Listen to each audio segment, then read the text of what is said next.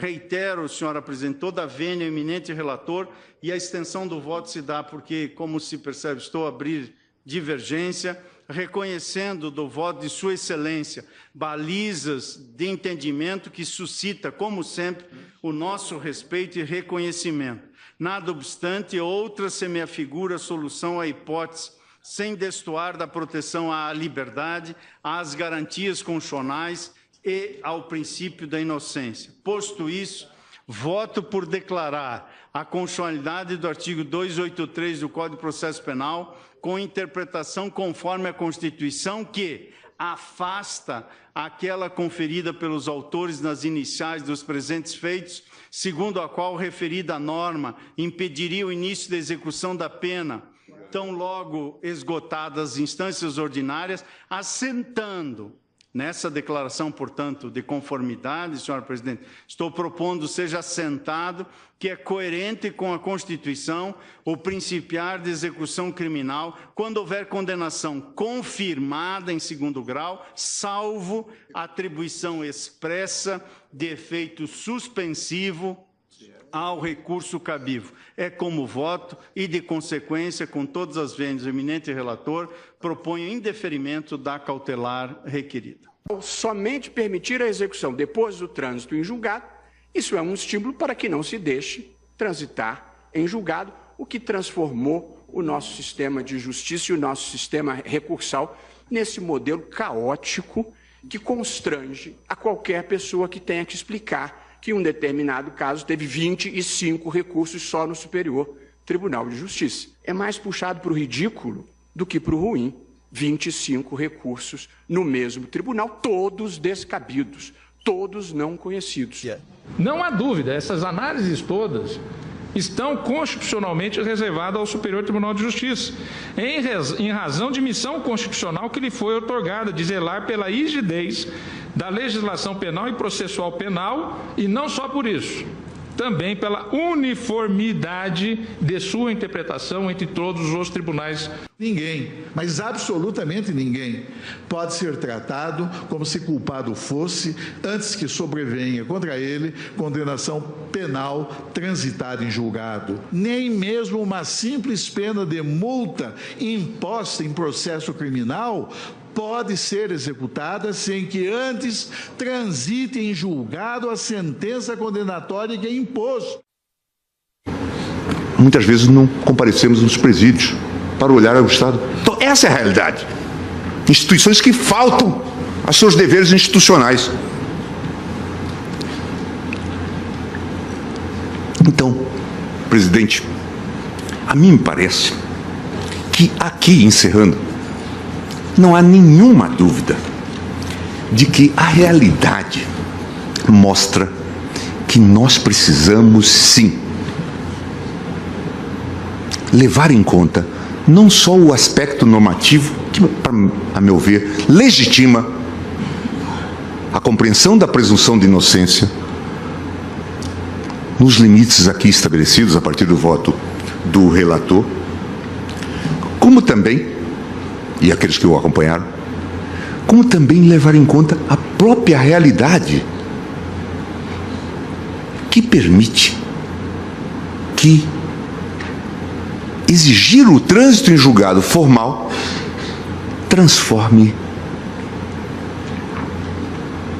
o sistema num sistema de impunidade. Vossa Excelência se refere ao voto Desculpe, do ministro Fachin. Do ministro Fachin. Portanto, presidente, com todas as vênias, ao voto do ministro Marco Aurélio, do ministro Lewandowski, eu acompanho na íntegra o pronunciamento do ministro da ministra Rosa, ministro Fachin, destacando que talvez, se formada a maioria, nós devêssemos, na linha do que já fizemos em outro momento, também converter esse julgamento em julgamento de mérito. Até porque senão vamos ter um outro debate sobre a eficácia desse julgamento, uma vez que estaremos apenas indeferindo a liminar. A mim me parece que coloca essa questão como uma questão de ordem para que possamos definir. A mim me parece que decisão de segundo grau. É preciso que a prisão seja devidamente motivada. Ou a prisão é temporária, ou ela é cautelar, com fundamento, com SPEC no artigo 312 do Código de Processo Penal, então ela deve ser motivada no sentido de mandar um cidadão em favor do qual milita a presunção de inocência para a prisão. Eu me preocupei também, e fiz menção em meu voto, com o enunciado da súmula vinculante 56, segundo a qual a falta de estabelecimento penal adequado não autoriza a manutenção do condenado em regime prisional mais gravoso. O que tem acontecido na prática, e nós temos assistido isso, é que os tribunais simplesmente confirmam, batem um carimbo à decisão de primeiro grau. O regimento interno do Tribunal de Justiça do Estado de São Paulo, no artigo 252, diz o seguinte: nos recursos em geral, o relator poderá limitar-se a ratificar os fundamentos da decisão recorrida quando suficientemente motivada ou demantê-la, ou se houver, se for o caso, mantendo-a, se for o caso. Significa que no Tribunal de Justiça basta que se mantenha a decisão de primeiro grau sem uma maior fundamentação. Então, senhor presidente, eu penso que não fosse apenas pela presunção de inocência, mas também pela necessidade de motivação da decisão para enviar um cidadão à prisão, esses são motivos, a meu ver, suficientes para indeferir esta cautelar e declarar a constitucionalidade integral do artigo 283 do Código de Processo. Deferir. Eu estou acompanhando integralmente o relator, inclusive no que diz respeito ao pedido subsidiário. Se não prevalecer este primeiro pedido, eu entendo que o segundo merece acolhimento. Espelha o artigo 5º da nossa Constituição Federal nos seus incisos 57 e 61. Relembro a dicção constitucional. Artigo 5º, e veja bem, senhora presidente, o artigo 5º da Constituição contempla os direitos e garantias fundamentais, especificamente os direitos e deveres individuais e coletivos. Artigo 5º, 57 da Constituição Federal.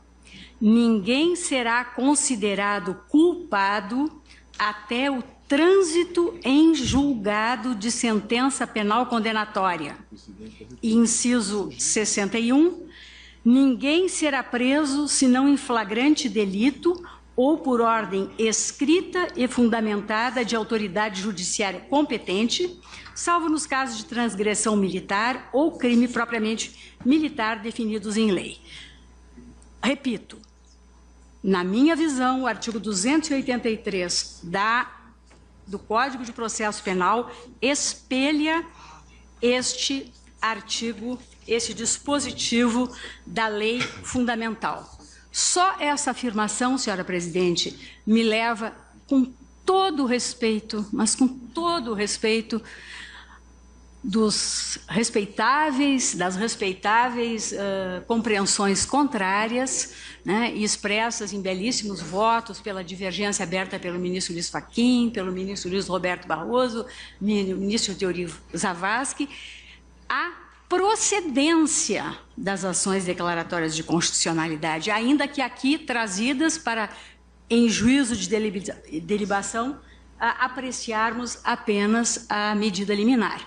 Então, já adianto, né, desde logo que acompanho na íntegra o belíssimo voto do ministro relator Marco Aurélio. Execução de sentença não é direito penal. Execução de sentença é matéria estritamente processual e ela se aplica aos feitos pendentes, respeitados os atos passados, imediatamente. Aqui eu cito, inclusive, uma uma passagem do ministro Gilmar Mendes e outra do ministro Moreira Alves. O ministro Gilmar Mendes no ARE 644850 e o ministro Moreira Alves no recurso ordinário habeas corpus 58314, no sentido de que a jurisprudência desta Corte reconhece que, tratando-se de norma processual penal, afasta-se a lógica da irretroatividade que é própria das disposições penais e daquelas de caráter misto. De sorte, senhora presidente, que com esses fundamentos sintetizados, mas atendendo aos escopos maiores da instituição, eu voto no sentido de indeferir a liminar, acompanhando a divergência inaugurada por vários votos, aos quais eu também manifesto a minha adesão, porque cada um teve uma ótica diferente, tanto o ministro Fachin, o ministro Luiz Roberto Barroso, o ministro Teori Zavascki, e agrego esses fundamentos mais esses e voto nesse sentido. Tendo havido a fase de provas com 2 condenações, a prisão não me parece arbítrio com as vênias, insisto, de quem pensa em sentido contrário. Não me parece arbítrio com as vênias, insisto, de quem pensa em sentido contrário. Ao afirmar a Constituição que ninguém será considerado culpado com as consequências que o ministro Celso de Mello, em seu tão brilhante voto, como sempre, enaltece agora na legislação, não me parece significar que se possa ter, como se tem a miúde no Brasil, o que foi lembrado tanto pelo ministro Fachin ao iniciar a divergência, como pelo ministro Luiz Roberto Barroso. Quer dizer, acho que o estado de inocência vai se esvaindo e o sistema admite exatamente que se possa dar o tratamento diferenciado até o trânsito em julgado, também afirmado pelo ministro Gilmar Mendes, porque o ministro Barroso lembrou a circunstância de alguém que mata uma colega, uma ex-colega, enfim, confessa o crime, há fotos demonstrando e ele não nega, e 1 de anos depois a comunidade não entende por que não se começou sequer a dar cumprimento ao que já se esvaiu como estado pleno de inocência. Porque, no caso, inicialmente, no primeiro exemplo citado pelo ministro Barroso, havia confissão. E confissão com todas as provas, sem que se pudesse questionar que fosse uma confissão extraída de instrumentos ilegítimos, arbitrários ou, de alguma forma, questionáveis sequer. Isso leva ao que, no encontro de juízes de tribunais constitucionais que ocorreu em junho deste ano no México, aqui os próprios juízes da Corte Interamericana de Direitos Humanos questionasse exatamente como temos que caminhar no sentido de dar cumprimento, de um lado, ao princípio da presunção de inocência, da presunção de não culpabilidade penal de um lado, e de outro lado, as garantias institucionais para que os pressupostos institucionais necessários para que o sistema todo se mantenha com a confiabilidade que é a base da manutenção das instituições democráticas possa se valer para todos os cidadãos, incluídos aqueles que numa comunidade dependem de saber que haverá uma resposta do Estado juiz e que o acesso à justiça não significa apenas acionar-se o Poder Judiciário, mas ter-se uma resposta em duração razoável e esta resposta também em duração razoável ser efetivada. E é disso que depende exatamente a concretização, na minha compreensão, e com todas as vênias aos que pensam em sentido contrário e que expõem, sem nenhuma sombra de dúvida, com argumentos e fundamentos expressivos, sérios, democráticos, mas que não desfazem os contrários argumentos e fundamentos também baseados no fator de legitimidade que há de garantir uma sociedade na qual não se tenha a impossibilidade de o Estado dar cobro àquilo que a sociedade passou como um dever, que é o dever de uma jurisdição efetiva e eficaz. Esta é a razão pela qual, nas razões que expus em meu voto, eu peço vênia, como ao eminente ministro relator e aos que o seguirem, para indeferir a cautelar nos 2 casos. E, portanto, proclamo o resultado. A cautelar foi indeferida. Eu vou indagar ao ministro relator, mas apenas proclamar que houve o indeferimento da cautelar nas ADCs 43 e 44. Mas o ministro relator é que tem a condução do processo. E por isso, ministro, eu faço a indagação que o ministro Celso agora me põe, que o ministro Gilmar Mendes propôs a convolução em julgamento definitivo. Entretanto, propôs, excelência. Sim. Portanto, mas deixou a proposta sob carta. Então está bem. Presidente, por favor. A execução acaba de concluir. A maioria pode ser assodada temporã prematura, mas o julgamento definitivo não.